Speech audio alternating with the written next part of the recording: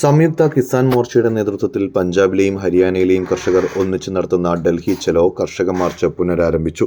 രണ്ടാം ഘട്ടത്തിൽ യാത്രക്കിടെ പോലീസ് നടപടിയിൽ യുവ കർഷകൻ മരിച്ചതോടെയാണ് സമരം താൽക്കാലികമായി നിർത്തിവെച്ചത്. ഹരിയാനയിൽ നിന്നുള്ള ശുഭകിരൺ എന്ന 21-കാരനാണ് തലയിൽ റബ്ബർ ബുള്ളറ്റ് തറച്ച് മരണപ്പെട്ടത്. പോലീസ് വെടിവെച്ച് കൊന്നതാണെന്ന് കർഷകർ ആരോപിക്കുന്നു. ഈ മരണത്തിന്റെ ദുഃഖത്തിലും തുടർന്നുള്ള സമരത്തിന്റെ ആസൂത്രണത്തിലുമായിരുന്നു കർഷകർ. അതിനുശേഷമാണ് ഇന്ന് മാർച്ച് പുനരാരംഭിക്കുന്നത്.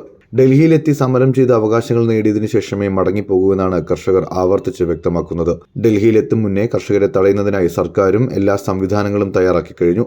ട്രാക്ടറുകളിലെത്തുന്ന കർഷകരെ പ്രതിരോധിക്കുക അത്ര എളുപ്പമല്ല. ഗാസിബാദ്, ടിക്കരി മേഖലകളിൽ പോലീസ് ബാരിക്കേഡുകളും മുൾവേലികളും ഉപയോഗിച്ച് കർഷകരെ പ്രതിരോധിക്കാനാണ് ശ്രമിക്കുന്നത്.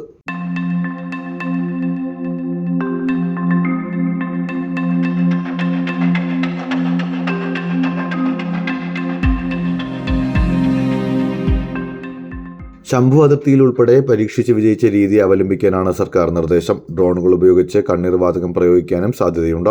ഇക്കുറി കൂടുതൽ കർഷകർ മാർച്ചിൽ പങ്കെടുക്കുമെന്നാണ് കർഷക സംഘടനകൾ വ്യക്തമാക്കുന്നത്. അവസാന പോരാട്ടമാണെന്നും വിജയമില്ലാതെ മടക്കമില്ലെന്നും കർഷകർ വ്യക്തമാക്കി. കിസാൻ സംയുക്ത മോർച്ചയിൽ ഉൾപ്പെടാത്ത കർഷക സംഘടനകളും മാർച്ചിന് പിന്തുണ പ്രഖ്യാപിച്ചിട്ടുണ്ട്. ആവശ്യമെങ്കിൽ കൂടുതൽ കർഷകരെ അണിനിരത്തി പിന്തുണ അറിയിക്കാനും ഇവർ ഒരുക്കമാണ്. നവംബർ 2023 മുതൽ ആരംഭിച്ച സമരത്തിന്റെ തുടർച്ചയാണ് ഇപ്പോൾ നടക്കുന്ന സമരങ്ങളും. പഞ്ചാബ് സർക്കാരിന്റെ പിന്തുണ കർഷകർക്കുണ്ടെങ്കിലും കേന്ദ്ര സർക്കാർ പാസ്പോർട്ട് തടഞ്ഞുവെക്കുന്നത് ഉൾപ്പെടെയുള്ള പ്രതികാര നടപടികൾ സ്വീകരിക്കുന്നതായി കർഷകർ ആരോപിക്കുന്നു.